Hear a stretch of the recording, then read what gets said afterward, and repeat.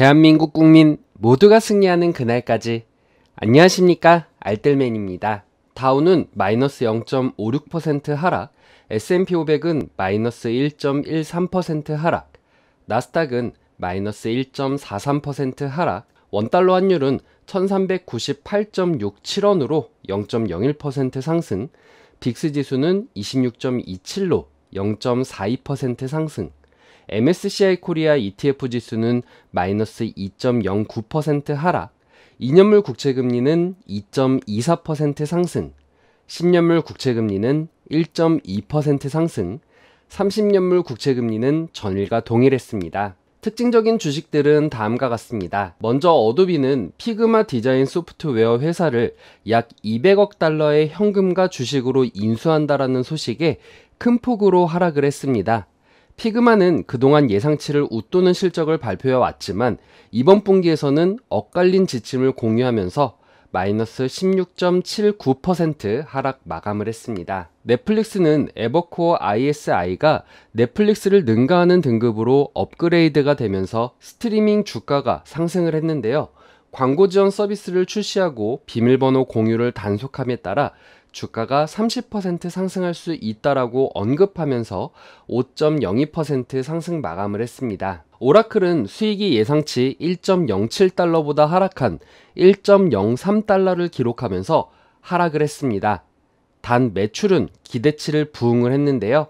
그러면서 마이너스 2.61% 하락 마감을 했습니다. 철도회사가 노동자를 대표하는 노조 간 막판 잠정적 협상이 발표되면서 일부 철도주들이 약간은 상승을 했는데요.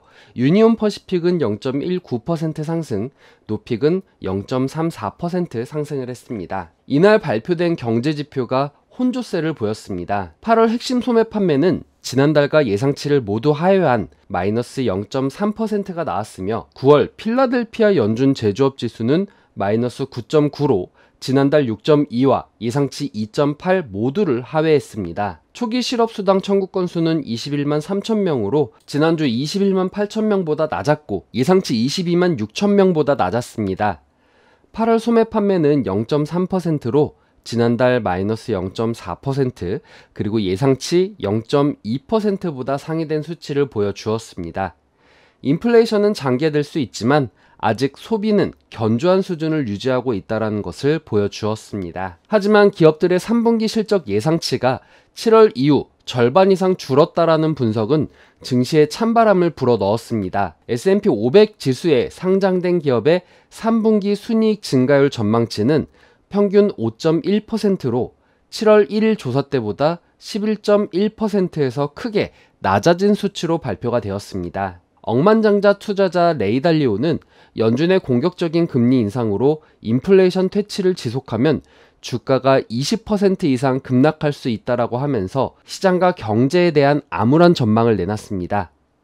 또한 브릿지워터 설립자는 현재 금리 인상률이 약 4.5%로 오르면 현재 가치 인사 효과로 주가의 약 20%, 소득 감소로 약 10% 악영향을 미칠 수 있다라고 언급을 했습니다. 금일 대다수의 원자재 가격들이 하락을 했는데요. 특히 천연가스가 마이너스 9.01% 하락, 목재는 마이너스 5.68% 하락하는 모습을 보여주었습니다. 패드워치에 의하면 연준이 9월 회의에서 금리를 75bp 인상할 확률은 80%, 100bp 인상할 확률은 20%로 내다봤습니다. 시얼물 서부 텍사스산 원유 WTI 가격은 전장보다 3.38달러 하락한 배럴당 85.1달러, 3.82% 하락 마감을 했습니다. 유가는 연준의 고금리 정책이 펼쳐질 것이다라는 우려로 인해 달러가 강세 흐름을 보이면서 유가가 낮아지는 효과를 보았습니다. 스파르탄 캐피털 증권의 피터 카딜로 수석시장 이코노미스트는 세계 경제가 금리 상승 흐름에 둔화 압력을 받으면서 원유 수요를 줄일 것으로 예상이 된다라면서 단기적으로 유가에 대한 조심스러운 기조를 유지할 것이다 라고 말을 했습니다. 그는 유가가 다음 분기까지 배럴당 82에서 92달러 범위에 머물 것으로 예상이 된다라고 전망을 했습니다. 금일 국내 증시는 제조업 지수의 하락과 여전히 강세로 있는 강달러의 모습으로 인해 하락 출발이 예상이 됩니다. 아울러 레이 달리오의 우려도 가볍게 넘어갈 정도는 아니다라고 생각이 됩니다. 연준이 고금리 정책을 펼쳤을 경우에 경제에 타격이 간다라는 것은 이미 파월 의장 자체도 언급을 했을 뿐더러 S&P 500의 컨센서스도 하향 조정을 받으면서 이 부분이 점점 부각되고 있다는 것이 체감되기 때문입니다.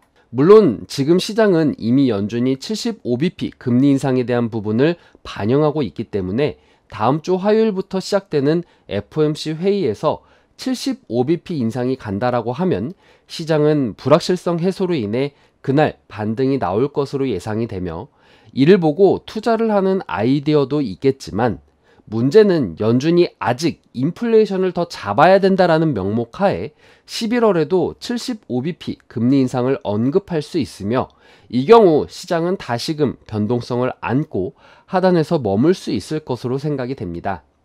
증시가 더 내려갈 이유는 있지만 올라갈 이유는 아직 보이지 않는 부분이 있기 때문에 확신을 가지고 투자하기에는 부담이 있을 것으로 생각이 됩니다. 아울러 다음 주 회의 결과가 나올 때까지는 오늘과 같이 경제지표와 이를 본 경제학자들의 해석에 의해 시장이 왔다 갔다 하는 모습을 보일 수 있기 때문에 시장에 대해 공격적인 투자보다는 관망을 추천드리며 FOMC 회의에서 75bp 금리 인상을 베팅하시는 분들은 그에 맞게 회의 전 하락에서 조금씩 모아가셨다가 회의 이후 예상치 내 결과가 나왔을 때 매도하는 방식으로 접근을 하시는 것도 좋은 방법이라고 생각을 합니다.